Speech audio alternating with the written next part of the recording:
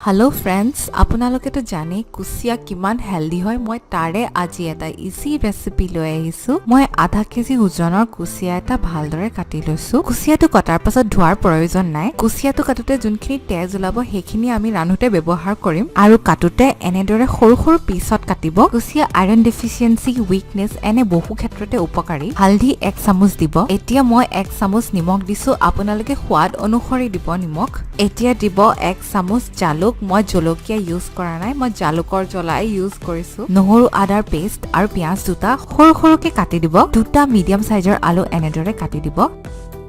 এতিয়া কেৰাহীখন গৰম হোৱাৰ লগে লগে ডাঙৰ 3 চামুচ মিঠা তেল কেৰাহীখনত দি দিব তেলখিনি গৰম হৈ গলে কুচিয়া আৰু বাকি মছলাখিনি তেলখিনিত দি দিব এতিয়া আমি কুচিয়াখিনি ভালদৰে মছলাৰ সৈতে ভাজিম গেছৰ ফ্লেমটো মিডিয়ামত ৰাখিব আৰু এনেদৰে ভাজিব ভাজি থাকোতে আপোনালোকে দেখিব যে মাংসখিনি অলপ অলপ কোলা হ'বলৈ ধৰিছে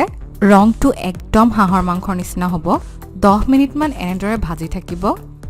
যেতিয়া দেখিব যে মাংস আৰু মছলাখিনি ভালদৰে ভজা হৈ গৈছে তেতিয়াই ঢাকনিখন লগাই পেলাই অলপ দেৰি সিজিবলৈ দিম আৰু গেছৰ ফ্লেমটো একদম লো কৰি দিব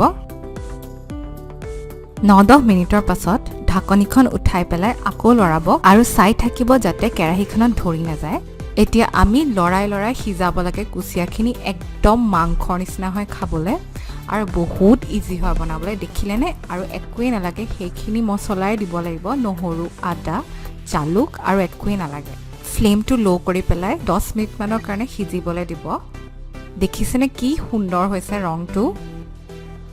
এতিয়া অলপ লৰাব আৰু চাব আলুখিনি সিজিছে নাই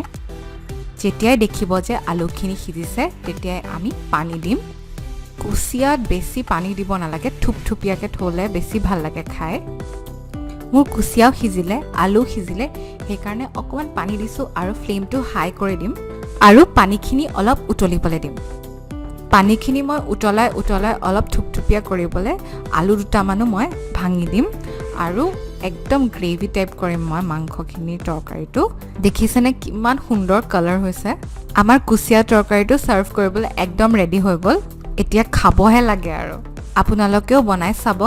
আৰু যদি ভাল পায় তেতিয়াহলে লাইক কৰি দিব শ্বেয়াৰ কৰি দিব আৰু কমেন্টত জনাব কেনেকুৱা লাগিছে